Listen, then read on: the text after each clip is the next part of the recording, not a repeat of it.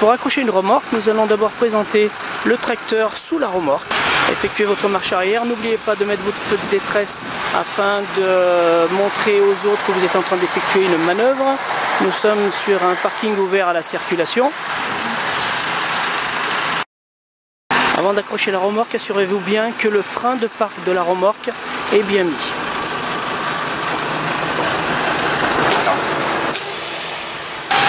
Une fois le frein de la remorque mis, nous allons pouvoir reculer sous la remorque, présenter la sellette à la cheville ouvrière, monter les suspensions du tracteur afin de bien enclencher la cheville ouvrière, accrocher la sellette à la cheville ouvrière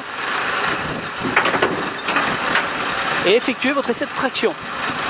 L'essai de traction doit se faire avec les béquilles légèrement relevées afin de ne pas abîmer les sabots. Nous allons pouvoir brancher les flexibles qui se trouvent derrière le tracteur à la remorque.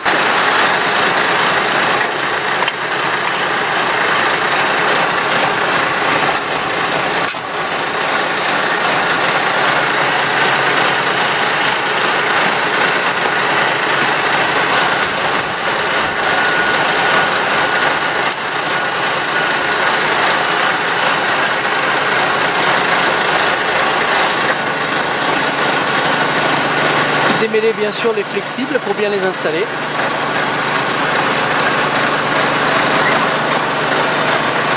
N'oublions pas que le port des gants et les chaussures de sécurité sont obligatoires pour toute manutention.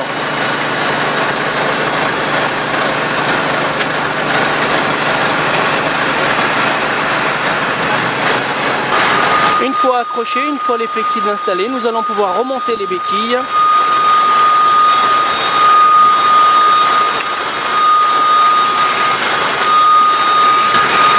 Essayez de garder le dos droit pendant l'opération des remontées des béquilles pour ne pas vous faire mal au dos.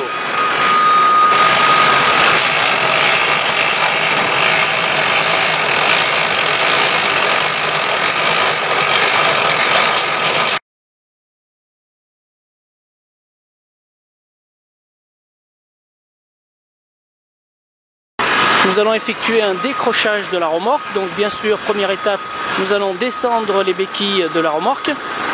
Nous allons nous assurer que le frein de parc est bien installé. Le frein de parc se trouve ici sous la remorque. Alors suivant le modèle de remorque, il va se trouver à différents endroits, soit à l'arrière, soit sur le côté.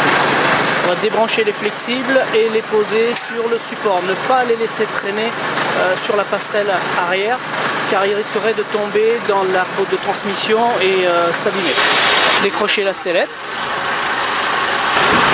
Une fois la sellette décrochée, une fois les flexibles débranchés, nous allons pouvoir avancer et décrocher la remorque. Ensuite, nous allons baisser les suspensions du tracteur pour nous libérer de la remorque.